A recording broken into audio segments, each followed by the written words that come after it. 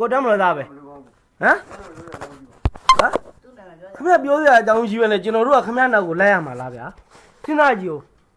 အကိုသုံးဝင်နော်ဟုတ်ပါဘူးကျွန်တော်ဟိုဖြစ်တာပါမြေတာရက်ခံဘာလို့မြေတာရက်ခံတာတော့ကျွန်တော်နဲ့လိုက်ခဲ့ဖို့ကျွန်တော်တို့နဲ့လိုက်ခဲ့ဖို့ဟုတ်ပြီဗျာခမရတို့ကဘယ်သူတွေဘယ်တာဝန်ရှိတယ်ဘာကိစ္စကြောင့်လားခေါ်တာပါပြောညီနိုင်ဆွေးလို့ဘာကိစ္စပေါ်မှာညီနိုင်ဆွေးနွေးမှလည်းပြောဘလူနဲ့လဲအကိုတို့လူကြီးကဘသူလဲဗျာလူကြီးတော့အများကြီးပဲကျွန်တော်လူညီနိုင်ဆွေးနွေးမယ်ဆိုကျွန်တော်မသိဟာကျွန်တော်ကပြောဦးမယ်နှုံးဗျာနှုံးတခုတော့ရှိတယ်ဗျာနှုံးအကိုပြောဦးမယ်အကိုတို့လူကြီးကဗျာဥမာပေါ့စီဝါရီအောင်ဆွေးနွေးကျင်တာလားအချစ်ကြောင်ဆွေးနွေးကျင်တာလားဒါမှမဟုတ်လို့ရှင်ဘေးရင်ယာယီကိစ္စလားဒါမှမဟုတ်လက္ခဏာကြည့်မှာလား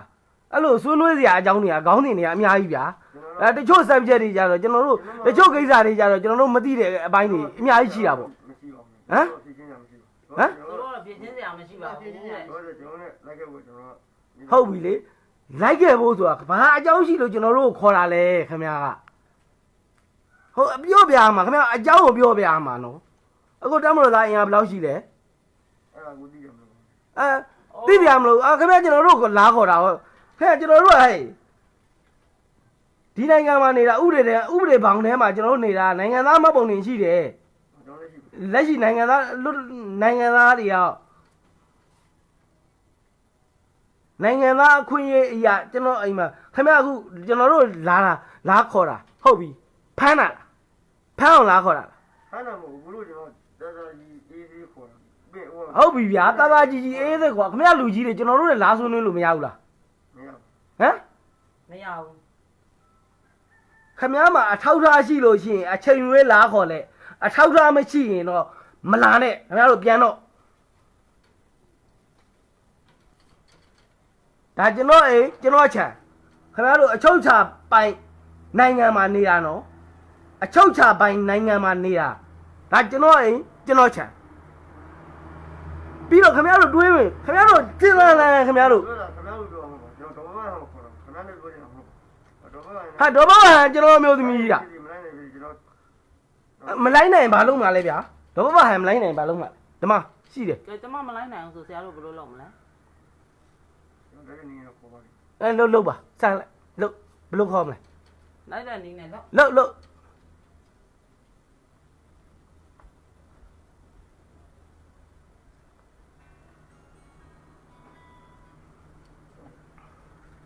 ဘယ်လိုနည်းနဲ့လိုက်အောင်ခေါ်မှာလို့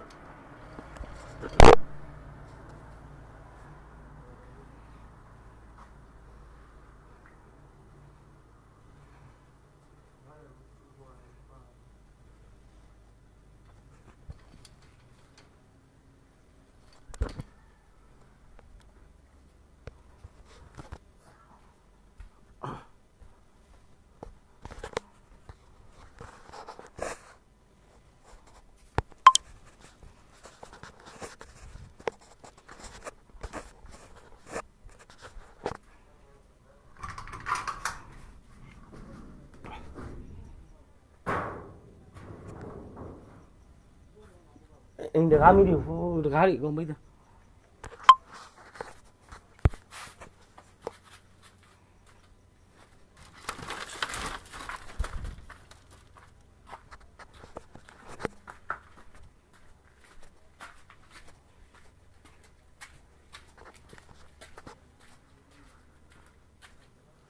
ကဲဒါကျွန်တော်တို့စစ်တပ်ကကားတွေပါ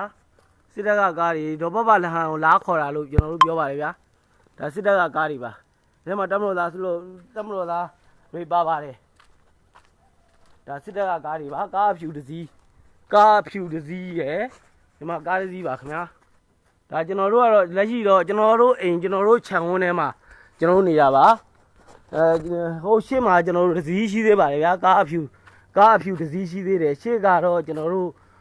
ဘာကားခေါ်မလဲမသိဘူးကား3စီးနဲ့ကျွန်တော်တို့ဒီမှာလာခေါ်နေခြင်းဖြစ်ပါတယ်ဒေါ်ဘဘဟန်ကိုလာခေါ်နေခြင်းဖြစ်ပါတယ်လက်ရှိအခြေအနေမှာတော့ကျွန်တော်တို့ဖမ်းရမ်းပါလားလို့မေးတဲ့အချိန်မှာဖမ်းရမ်းမပါဘူးလို့ပြောပါတယ်ဗျာ ပြီးတော့ရင်လားခေါ်တာတွေကလည်းကျွန်တော်တို့တက်မတော်သားတွေလားခေါ်တာပါဗျကျွန်တော်တို့သွေးချင်းညီကိုတွေတက်မတော်သားတွေလားခေါ်တာအော်ဟိုနောက်မှာလည်းပဲကျွန်တော်တို့ကားတစ်စီးရှိသေးပါတယ်ဗျဒီမှာလည်းကားတစ်စီးရှိတယ်ဟိုနောက်မှာလည်းကားတစ်စီးရှိတယ်ကားကကျွန်တော်တို့လက်ရှိနောက်မှာတော့ဟီနိုကြီးတစ်စီးဆိုတော့ကားကလက်ရှိကျွန်တော်တို့5စီးဖြစ်ပါမယ်ဗျကျွန်တော်တို့လောလောဆယ်တော့ကျွန်တော်တို့တွေကအိမ်ထဲကနေပြီးတော့အိမ်အပြင်ကိုမထွက်ပါဘူးအိမ်ထဲမှာပဲနေပါတယ်လက်ရှိအခြေအနေကကား5စီးရှိပါတယ်ဗျအဲ့တော့ကျွန်တော်တို့အိမ်ထဲကိုပြန်ဝင်ပါမယ်ဗျ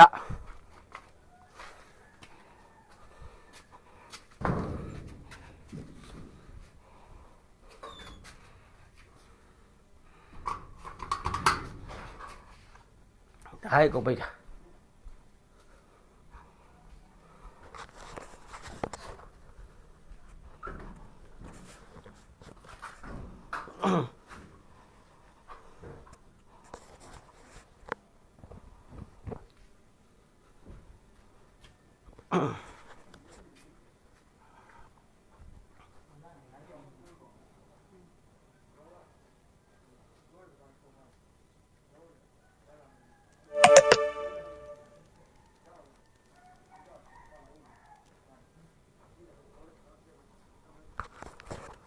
ဒါရဖွင့်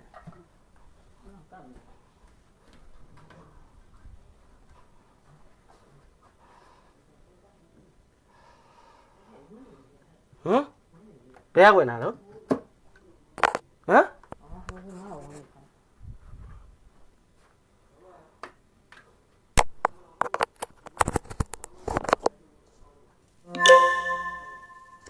ဟုတ်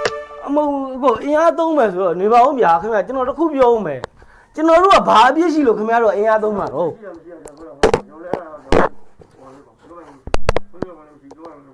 အင်အားသုံးမယ်ဆိုတော့ဗျာဒီဆိုချင်တာကျွန်တော်တို့အချုပ်ချာအာဏာပိုင်ကျွန်တော်အိမ်ထဲမှာကျွန်တော်နေတယ်ဗျာကျွန်တော်ခင်ဗျားကိုခေါ်နေတော့ဒီတောင်းမှဆိုပြီးတော့အေးသေးဟိုတာကြီးခေါ်ပါတယ်မရဘူးနောက်ဆုံးဘလို့မရဘူးဘယ်မှာကြိုက်လို့လုပ်ပါဆိုတော့ကျွန်တော်အင်အားသုံးခေါ်ပါတယ်အင်အားသုံးပြီးခေါ်တာလေ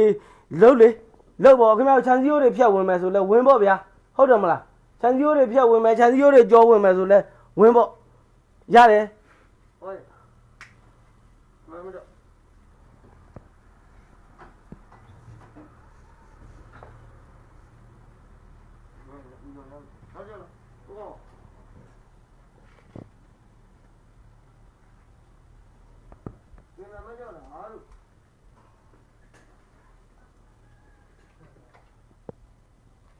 ကင်မရာမန်တယောက်ပါမယ်တဲ့သူတို့တမ်းမတော်သားတွေတည်းဟုတ်ကဲ့ပါပြောပါ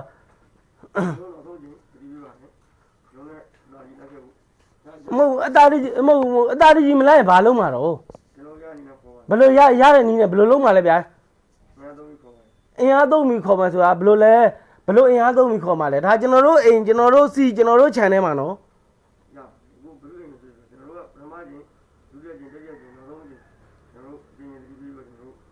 မဟုတ်ဘူးကျွန်တော်တို့ကဘာပြစ်မှုကျူးလွန်ထားလို့ခင်ဗျားတို့ကခေါ်မှာတော့မဟုတ်ရှင်းရှင်းလေးရကျွန်တော်တို့က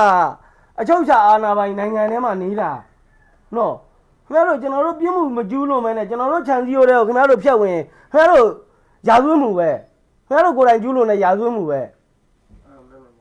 ဟုတ်ပါပြီမတက်နိုင်ဘူးခင်ဗျားတို့ရာဇဝတ်မှုလည်းကျူးလွန်မယ်ဆိုရင်လွန်ခင်ဗျားတို့ကျွန်တော်တို့ဒီလိုမျိုးလုံးမရဖြစ်မယ်ဆိုလဲလို့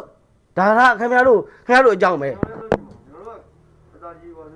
မဟုတ်ဘူးလေခင်ဗျားတို့မှာကျွန်တော်တို့ကနိုင်ငံသားတယောက်ဖြစ်တဲ့အတွက်ဖန်ရန်ပါလားဖန်ရန်ပိုင်လိုက်မယ်ဖန်ရန်ပိုင်လိုက်မယ်ဖန်ရန်မပိုင်ကျွန်တော်တို့ကမလိုက်ဘူးမဟုတ်ကျွန်တော်တို့ခင်ဗျားတို့ညင်းနေတာမဟုတ်ဘူးနော်ဖန်ရန်ပိုင်လိုက်မယ်ဖန်ရန်မပိုင်မလိုက်ဘူး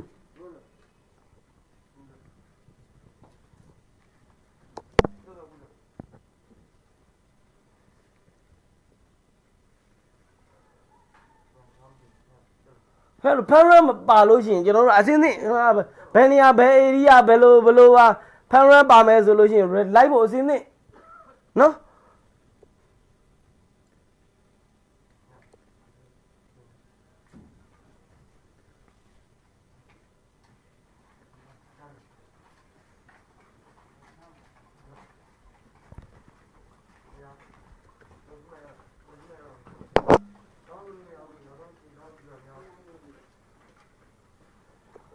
ဟုတ်ပါပြီ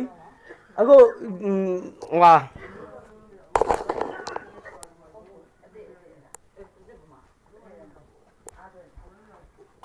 ဟုတ်ကဲ့ကျွန်တော်တို့တက်မလို့သားအင်အားအခုကျွန်တော်တို့ဟွာရှိမှာကတော့ဟိုဟာလောက်ရှိပါတယ်ဗျ15ရောက်လောက်ရှိပါတယ်လက်ရှိအခြေအနေပေါ့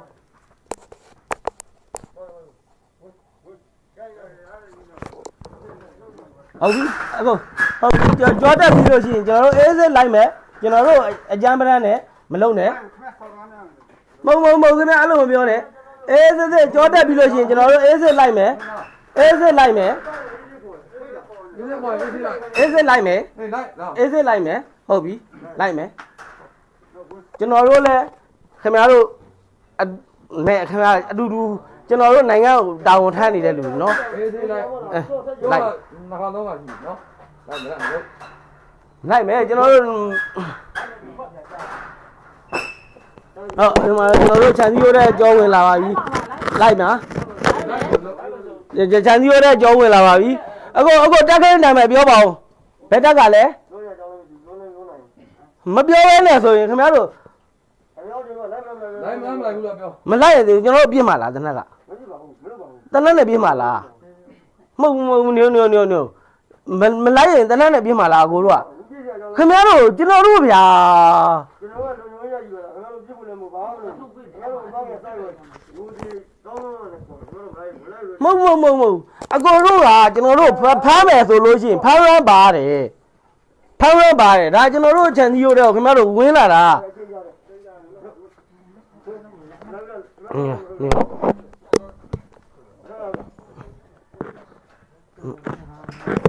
နေပါခဏလေး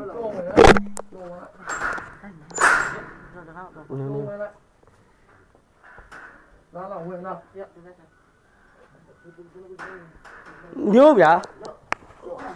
အေးစစ်စစ်ခိုင်းသွားကောင်းတယ်တော်ပြီno မဟုတ်သူတယောက်ကျမတယောက်နဲ့ခေါ်တာလားဟုတ်တယ်မဟုတ်အမျိုးသမီးခင်ဗျားတို့ဟိုမပါဘူးလားအမျိုးသမီးတယောက်တော့ပါအမျိုးသမီးခင်ဗျားတို့တည်းကခင်ဗျားတို့တက်မေးပဲဖြစ်ဘာပဲဖြစ်အမျိုးသမီးကိုလက်ထားကြည့်ခဲ့မဟုတ်ဘူးခင်ဗျားတို့မယုံလို့မဟုတ်ဘူးရှင်းလေးနိုင်ငံတကာစနစ်ခင်ဗျားခင်ဗျားမျိုးမျိုးတော့လည်းမဟုတ်ပါတယ်ရတယ်ခင်ဗျားတို့အမျိုးသမီးခင်ဗျားတို့တက်မလို့သားတွေခေါ်ခဲ့ပါအမျိုးသမီးတက်မလို့သားတွေခေါ်ခဲ့ရင်ကျွန်တော်တို့ထည့်မယ်ခင်ဗျားတို့တောင်းကြတော့လူနေရမဟုတ်ဘူးလိုက်မလားပဲခွင့်မင်းနေနေမှာမဟုတ်ဘူးအဲ့တော့ခင်ဗျားတို့များပါပြီခင်ဗျားတို့ကတန်းပေါ်သားတွေအမျိုးဝင်လို့ပြောဆိုရဝင်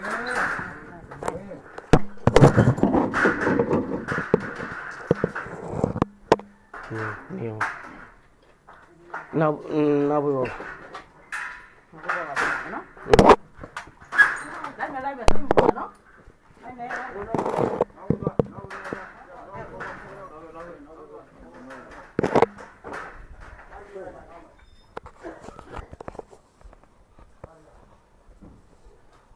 ညို့မဟုတ်ဘူးတို့ကတော့မှားပါလေဟာလေရှောင်းနေရမှာတော့ထားလိုက်တော့အိမ်မှာကြည့်လိုက်ဟုတ်ကျွန်တော်တို့တက်မလို့သားကြီးကျွန်တော်တို့အိမ် channel ကိုနောက်ပြီးအိမ် channel ကိုဝင်လာပါပြီဗျာကျွန်တော်တို့ channel ကြီးကိုကြော်ပြီးဝင်လာခဲ့ပါတယ်ဒါကျွန်တော်တို့နိုင်ငံရဲ့လက်ရှိအခြေအနေကြုံတွေ့နေရတဲ့ကျွန်တော်တို့ရဲ့နိုင်ငံရေးအကျက်တဲ့ပေါ့ဗျာဒီနေရာမှာကျွန်တော်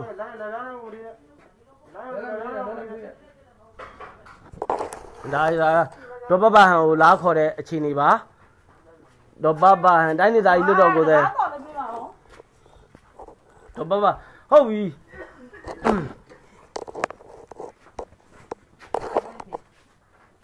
ကျွန်တော်ခြံစည်းရိုးတဲ့အထိဝင်လာတဲ့နောက်မှာကျွန်တော်တို့တွေဒီအသားကြီးကျွန်တော်တို့လိုက်သွားပါတယ်ဒီမှာလက်ရှိအခြေအနေပါကျွန်တော်တို့ဒီမှာလက်နက်တွေလည်းပါပါတယ်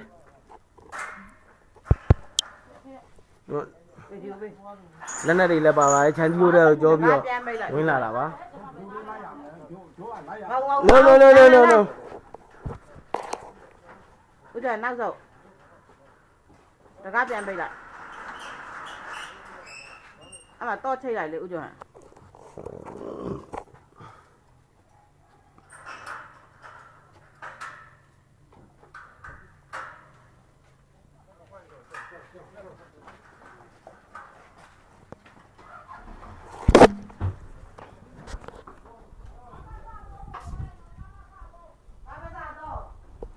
ဟုတ်ကဲ့ကာဘာစ3ဆိုပြီးတော့ကျွန်တော်တို့ခေါ်ပါတယ်ဗျာကာဘာစ3ဆိုပြီးတော့ဒါ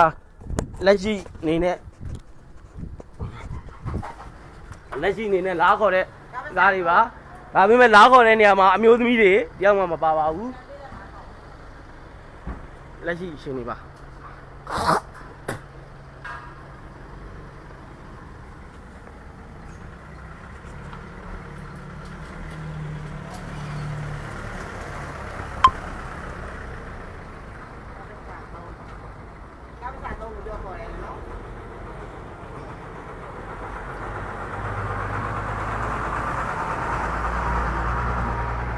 ဒါအာနာသိမ့်တဲ့သဘောပေါ့ဗျာလောက်တာကိုင်းတာအခြေအနေအရတော့အာနာသိမ့်တဲ့သဘောပေါ့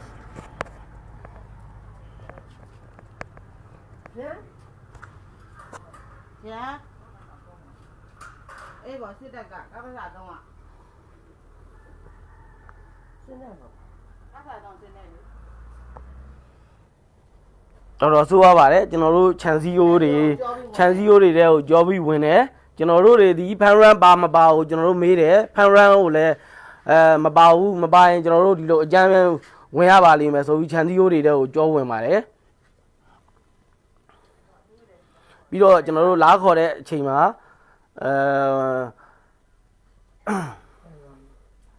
နေနိုင်ခွဲတယ်လားခေါ်နိုင်ကိုအော်အဲ့ဒါလေမေမေ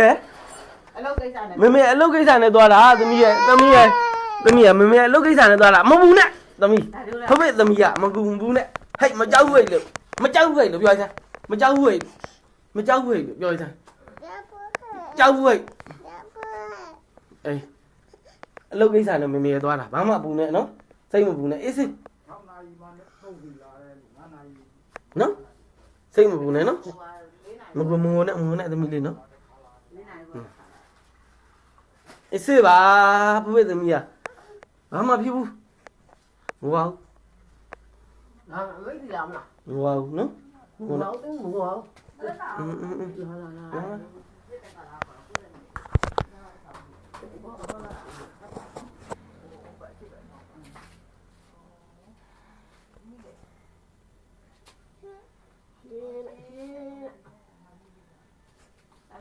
စိတ်မကောင်းစရာကြီးတော့အများကြီးပေါ့ဗျာလက်ရှိအခြေအနေမှာဒါပေမဲ့တနိုင်ငံလုံးဆိုင်ရာအကျက်တဲဆိုတော့ဒီလောက်ကတော့ပြောပါလောက်တာမရှိပါဘူးအေးစေးပါဒါတွေတစ်ချိန်ကျွန်တော်တို့ပြည်သူနဲ့အတူကောင်းကောင်းကြော်လွှားသွားနိုင်မှာပါအားလုံး